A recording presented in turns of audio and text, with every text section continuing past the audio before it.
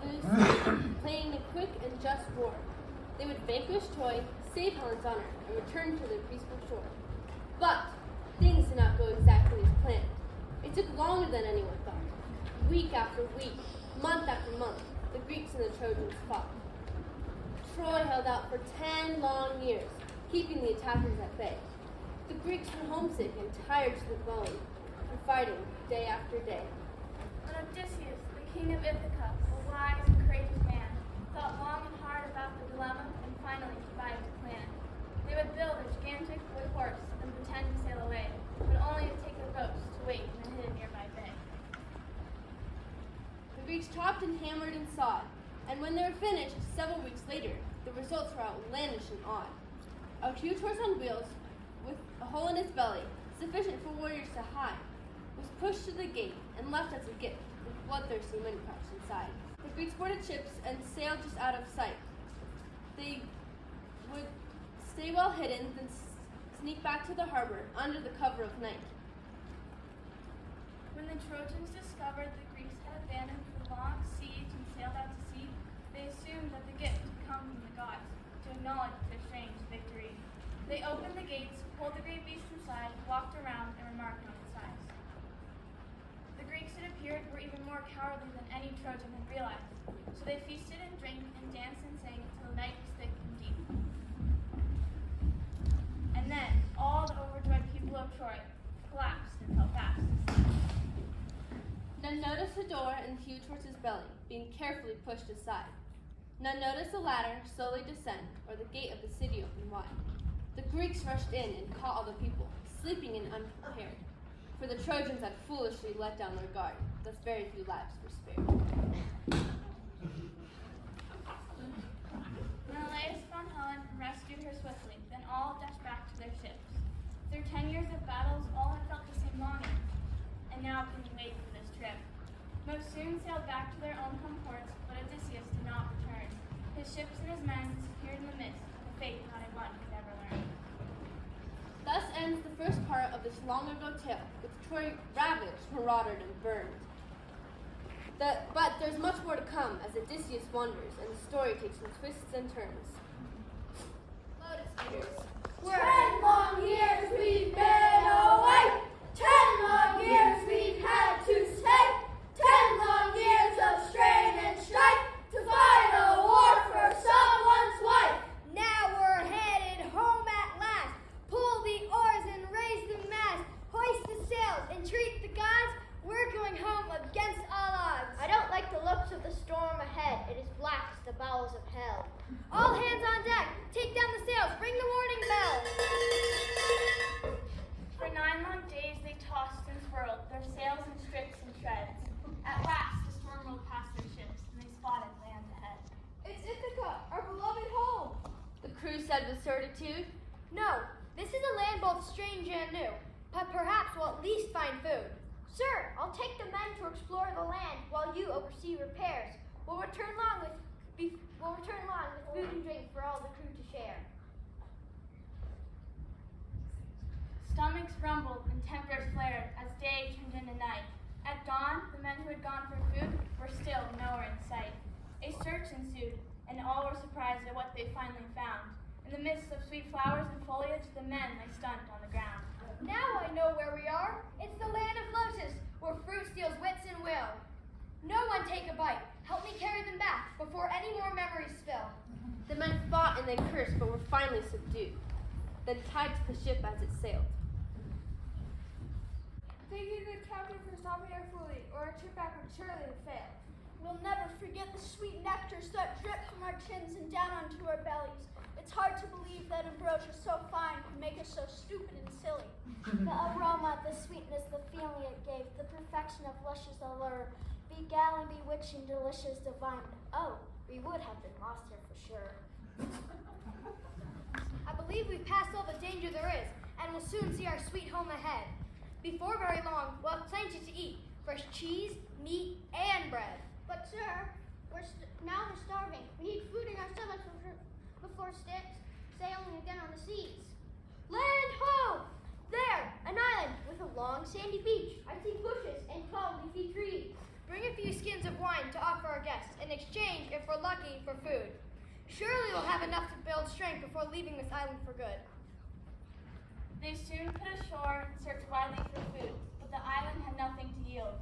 So Odysseus invited a few to go with him as he ventured farther afield. A cave lies above, up over the sledge. Let's take a quick look inside. Captain, sir, a noise! We must escape! There's no time for that. Let's hide. Hide and seek, hide and seek. I smell the stink of intruding Greeks. Please, worthy sir, we meant you no harm. In fact, we are Greeks-bearing gifts. We had hoped that we could trade you our wine for your food. We didn't dream you'd be miffed. Miffed schmiffed, a misguided assumption. Indeed, that is quite the wrong word. I'm famished and furious and starving and galled, but miffed, how completely absurd. With that, he grabbed 2 nearby men and devoured them with relish and glee. Then looked around for the perfect dessert. The count would soon rise to 3. Lord sir, let me offer you some wine to wash down this meal before you eat the rest. It traveled the sea in from faraway shores, and it is by far our best. And who, little man with the smooth talking tongue, might you just happen to be? My name, good sir, my small appellation is quite simply Nobody! A paltry name for a trivial man. Are you as cowardly as your name? For I am brave Polyphemus, a cyclops, a creature of courage and fame. And I am thirsty. I guess, since your flesh is quite salty, so I'll have a quick nip anymore. My, this is tasty. I'll have another. And another. Perhaps a short nap on the floor.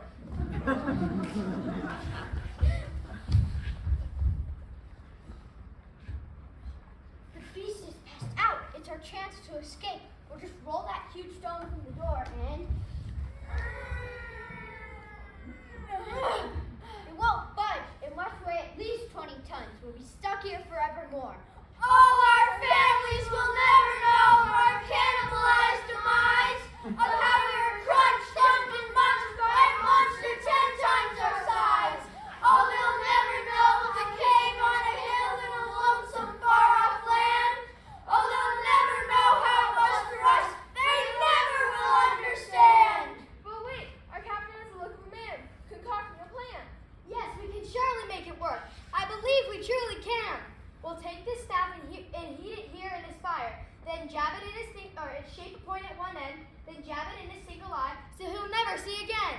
It's cruel, but it's our only chance if we want to get out alive. Remember, our families are waiting for us. We must do this to survive.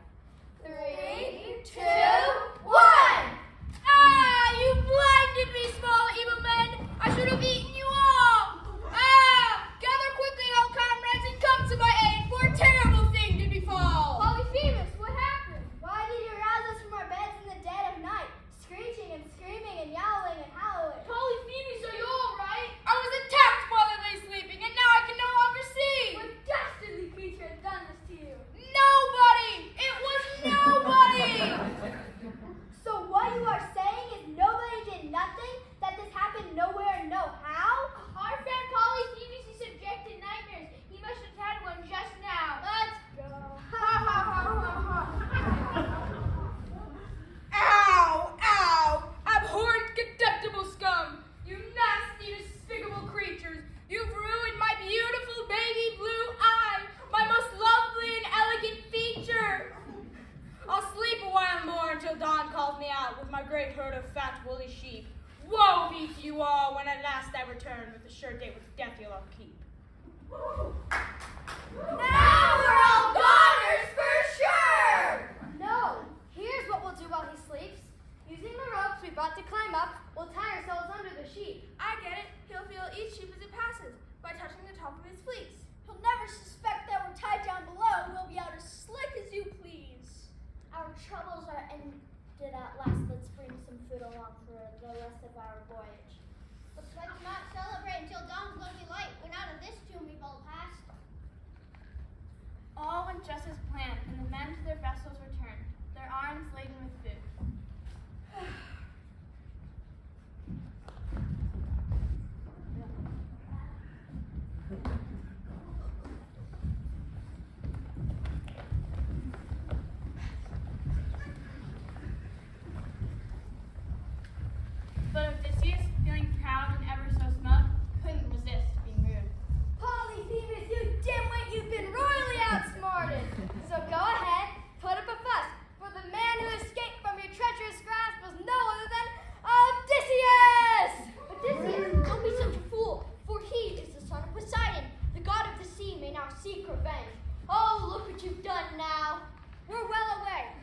do?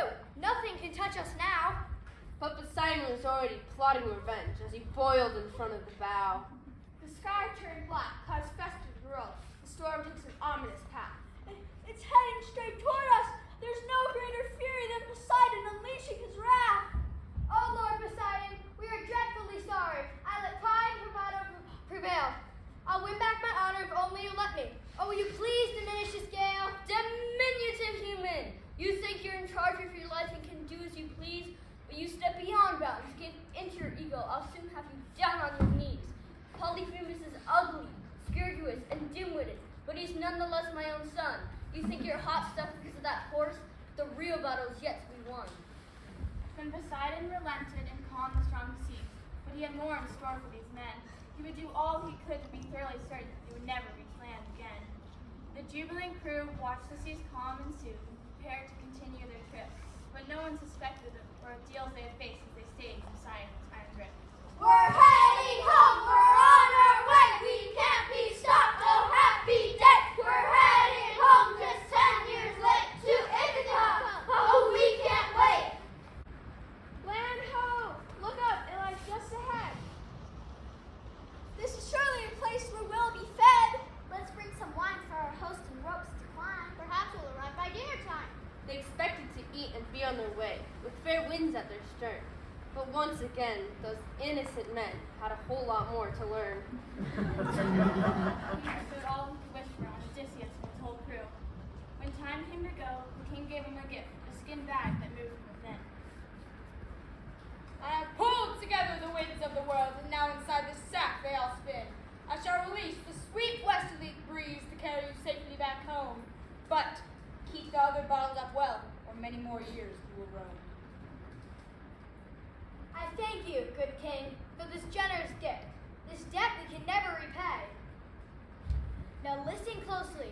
Don't even think of opening this bag if you want to arrive home one day.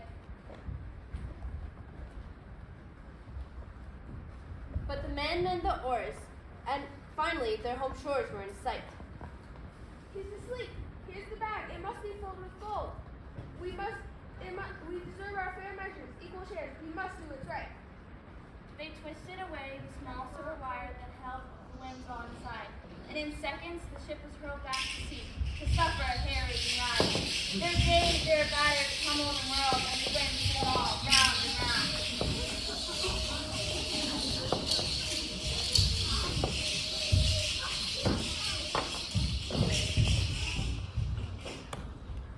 The peril increases and home stays beyond us. Oh, when will this tragedy end? We were cursed, now we suffer one boastful moment. Will any reach out as a friend? Scene 4, Circe. Land, I can hear it and smell it and see it. The lookout excitedly cried, would this be a safe haven or another foul, sneaky trap? Welcome, welcome, weary travelers, to my hospitality. You may eat and drink and rest a while before going back to sea. I shall stay back, for I feel at ease. Something is awry. Let the men enjoy while I watch from afar until more time has passed by. Suddenly, a ridiculous noise spilled through the countryside. Pigs were squealing everywhere while running far and wide. Look at us, oink oink, she's turned us to pigs. Let's stick our snouts in the muck. This is our chance to play with mud and roll in the slops and yuck. My men! She's bewitched them! They've changed into swine! I must think about how to proceed. Aha! If I chew these white cauliflowers, the spell might just not succeed. So with cheeks full of blossoms, Odysseus stepped in the door home rich and fine, where Circe, Enchantress, and witch all in one offered him dinner and wine. When he is weakened by poison laced into his wine, he'll join all the other fat swine. Oh no, evil sorceress! Your foul scheme has failed! Your power has now become mine! Odysseus, I waited 100 long years for a prophecy said you would come. You must stay here and love me, for so it's foretold. I would be a pure fool to succumb. Now bring back my men, and we'll say our farewells, if you'll just tell us the way. I may not, for I promised the gods, but I'll help in a month if you'll stay. A full year passed before they could escape. Still, a time of great fear lay ahead. For the oracle who would provide their way home lived in Hades, the land of the dead. Desperate, courageous, frightened but brave, they sailed deep to the underworld. Arriving at last at the Stygian shores, Odysseus walked into the gloom, and there found Tiresias, the spirit who saw both future and past from this tomb. Impetuous man, you're such a fool to end your Poseidon's fair son. Your trip has been long, will be longer still before your home soil is won. I see past, I see present, I know the future. Your hardships have hardly begun. You will sail past dangers too horrible to mention before reaching the island of the sun. If you get to this place, you might yet reach your home, but many more men are to die, because the gods are angry and vengeful. You must sail very quickly by. I thank you kindly for your advice, and I will surely proceed with great caution. Humbled and chastened by tragedy, all daring do I will now shun. Scene 5. Sirens, Charybdis, and Scylla. They continued, disheartened, frustrated, and sad, back to Circe, and asked her advice. She told them exactly what they must do, and repeated it not twice, but thrice. My friends, you'll be rowing past sirens whose songs will entice you and make you keep longing for more. Here, put wax in your ears, so you hear not but silence, or your ship will soon crash on the shore. I must hear this scream sound. Tie me tight to the mast. Do not release me, whatever you do. So they bound him up, then tied their own ears up tight. Then eyes straight ahead they rode through.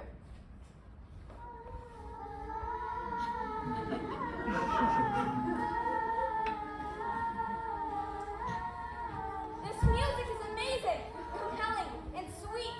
Unstop your ears so you'll hear. We must go back to them now. I just can't resist. Row closer, you fools. Have no fear. But his words went unheard as the men took the ship, past the sirens and through the dark places, where clashing rocks heaved the ground ship to bits. It would be their most deadly race. Oh, Master, how long must we suffer and fear? Will we never return to our shores? Are we fated to die one by one on the sea, and never on land evermore? Summon your courage. Put all backs to oars. We must pass through the straits just ahead. Row on, men. Pull harder. Keep going. Don't fail. God's willing, there's safety ahead. Scene 7, Island of Sun. At last, we are in seas both gentle and fair. Our home is almost within reach. Let's stop on this island for sleep and some food. Just look at that broad yellow beach. That's the island of Sun. We don't dare put in there. Circe warned of great dangers thereon. But the men seized control and sailed right through.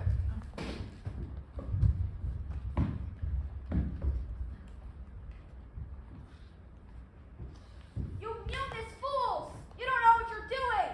This place may seem sweet and benign, but we'll be in great peril if we touch anything. He pleaded and begged and whined. And no matter what, we must not slaughter cows. You still must do whatever I say, for the cattle are sacred and cannot be touched, or we'll roam for the rest of our days. We promise, great leader, we'll eat only berries. You can trust us, we solemnly swear. Now let's find some meat and eat ourselves silly. We're way too hungry to care. Exhausted, their captain collapsed on the shore and fell into a deep dreamless sleep. The men sneaked off to butcher a cow. This promise they just couldn't keep. Oh, sure, we're all starving, and this idiot makes us starvation when no one will miss just one little meal from this bountiful cow nation. Odysseus slept hard, then awoke at the start as a smell of roast meat filled the air. Thunderheads! Imbeciles! Nincompoops! Fools! You may trade your small lives for this error. We crossed our fingers when we took that vow, and look, not a phoenix has arrived. But the dead cow began to moo and to moan as boiling green clouds filled the sky. To the ships, make great haste! The sun god is angry, and Poseidon still foams in his fury. Let's try to outrun this ominous storm. Pull the oars! Bend your backs! Hurry, hurry! It was no use. The storm shrieked and it wailed. The ship was hurled back to sea. It smashed into sticks in that whirlpool so deep, and all were sunk down in the abyss. All that is, except strong Odysseus, who was blown over toward the cliff wall. He grabbed a fig tree that grew from a crack, thus avoiding a long deadly fall. When the waters had calmed, he let go of the tree and fell to the waves below.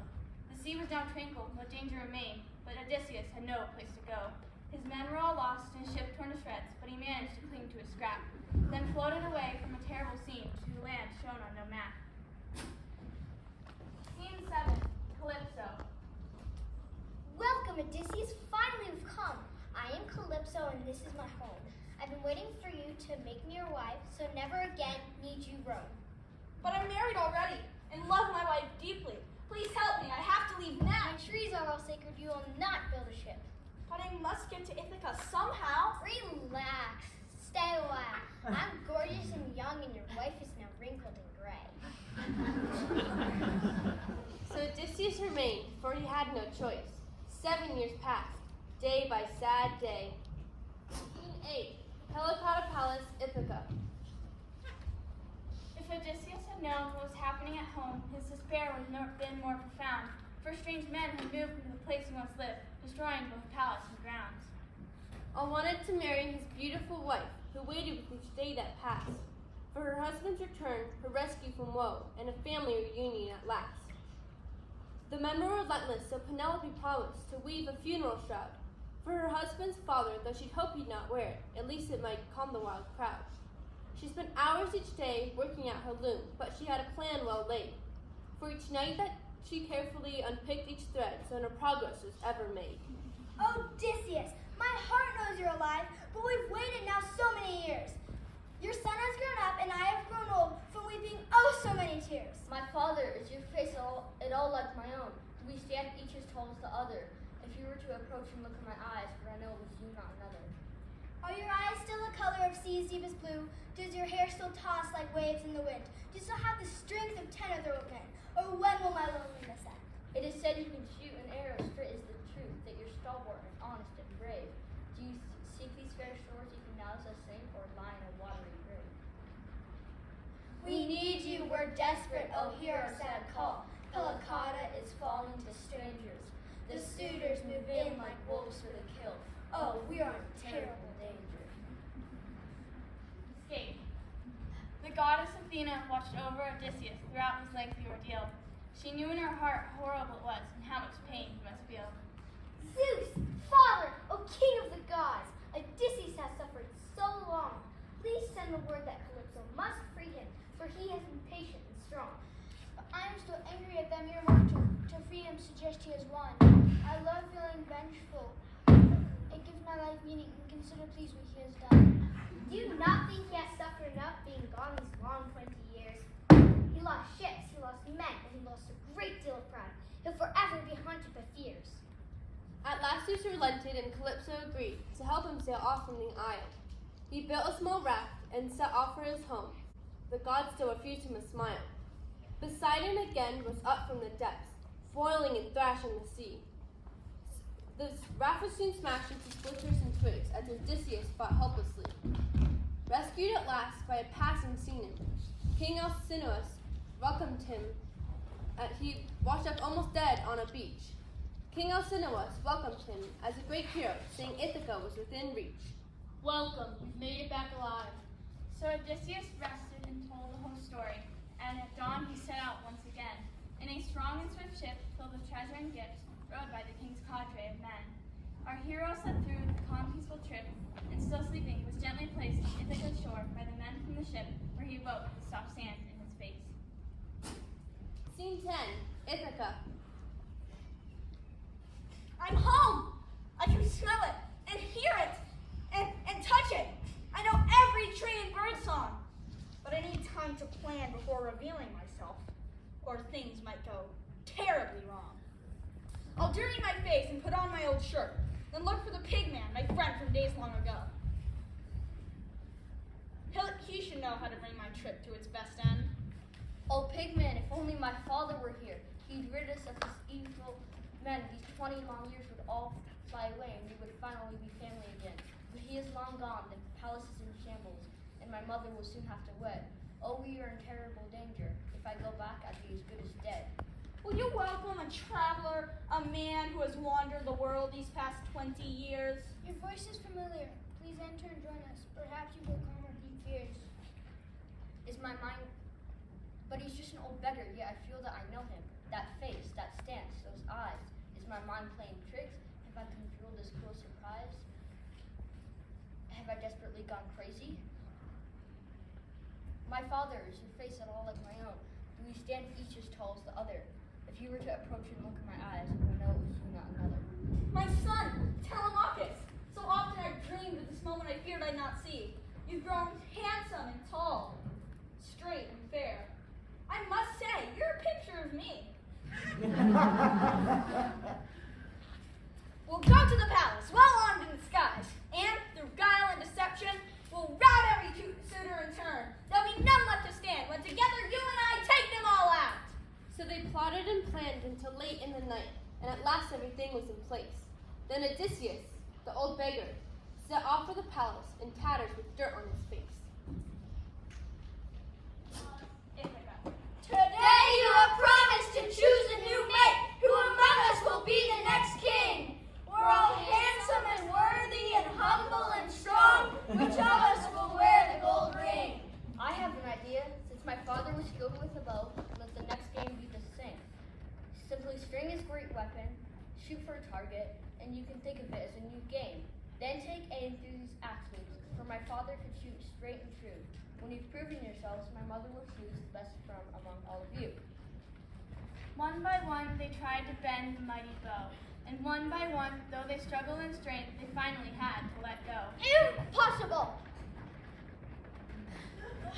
Ridiculous!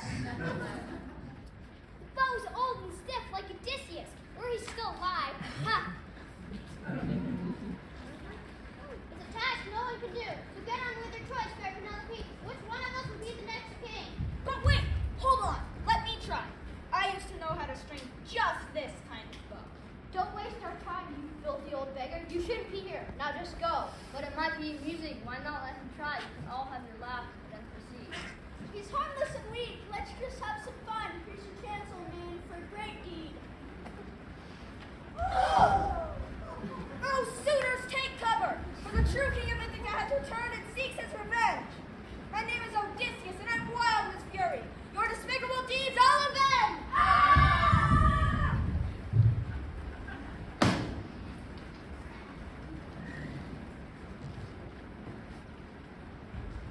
Odysseus, my heart knew you were alive, but we waited these many years.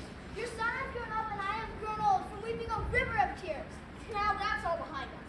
The world lies ahead. Let us start from this moment to live. Without wasting a second, a minute, an hour. We'll take all that life has to give.